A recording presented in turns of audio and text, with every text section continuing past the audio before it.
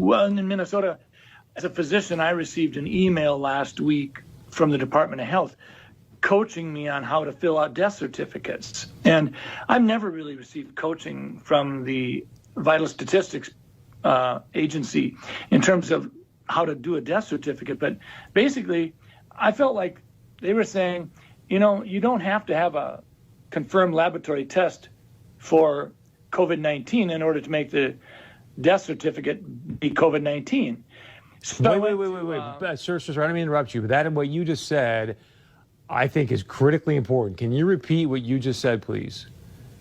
Well, last Friday, I received a 7-page document that sort of told me that if I had an 86-year-old patient that had pneumonia but was never tested for COVID-19, but sometime after she came down with pneumonia, we learned that she had been exposed to her son who had no symptoms, but later on was identified with COVID-19, that it would be appropriate to diagnose on the death certificate COVID-19.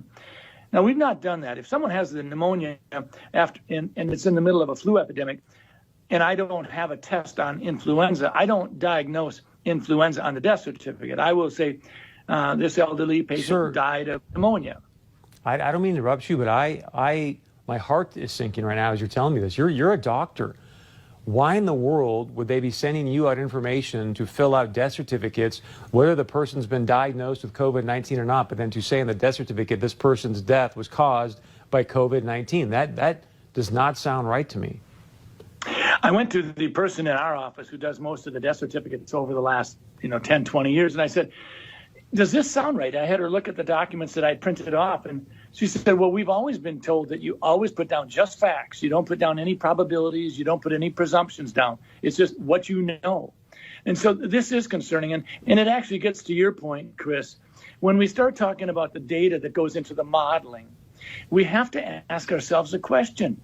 Are we being forthright? Are we sharing with the public? Minnesota, North Dakota, we don't need to be having it sugar-coated. We want to know what's going into your modeling.